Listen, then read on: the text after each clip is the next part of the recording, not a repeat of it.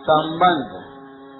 भगवान ने 33वें श्लोक से ज्ञान योग का प्रकरण आरंभ करते हुए ज्ञान प्राप्ति का उपाय तथा ज्ञान की महिमा बताई।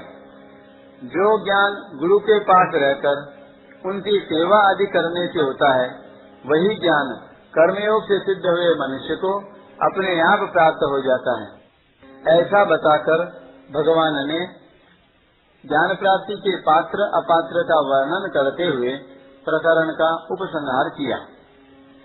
अब प्रश्न होता है कि सिद्ध होने के लिए कर्मयोगी को क्या करना चाहिए। इसका उत्तर भगवान आगे के 41वें श्लोक में देते हैं। योग साम्यास्त कर्माणाम् ज्ञान सांख्येन संशयम् आत्मवन्तं न कर्माणि निबध्नान्ति धनंजय।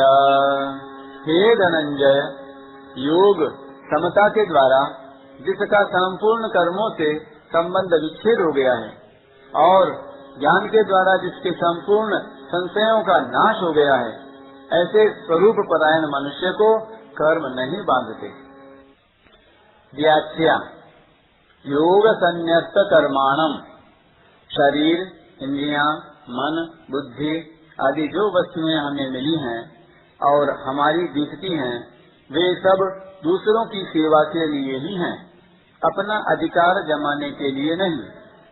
इस दृष्टि से जब उन वस्तुओं को दूसरों की सेवा में उनका ही मानकर लगा दिया जाता है, तब कर्मों और वस्तुओं का प्रवाह संसार की ओर ही हो जाता है और अपने में स्वतः सिद्ध समता का अनुभव हो जाता है। इस प्रकार योग समता के द्वारा जिसने कर्मों से संबंध विच्छेद कर लिया है, वह पुरुष योग संन्यस्त कर्मा है। जब कर्मयोगी कर्म में अकर्म तथा अकर्म में कर्म देखता है, अर्थात कर्म करते हुए अथवा न करते हुए दोनों अवस्थाओं में नित्य निरंतर असंग रहता है, तब वही वास्तव में योग संन्यस्त कर्मा होता है। ज्ञान संचिन्न संशयम।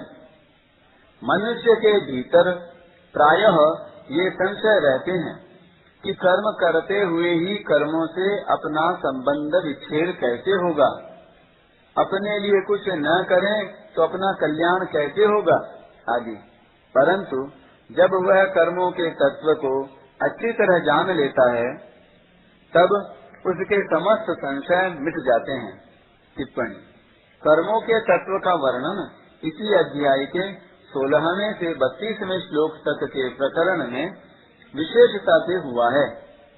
इसमें भी 18वां श्लोक मुख्य है। उससे इस बात का स्पष्ट ज्ञान हो जाता है कि कर्मों और उनके फलों का आदि और अंत होता है, पर स्वरूप सदा ज्यों का त्यों रहता है। इसलिए कर्म मात्र का संबंध पर के साथ है, यानी संसार के साथ है, स्व के साथ बिल्कुल नहीं, अर्थात स्वरूप के साथ बिल्कुल नहीं।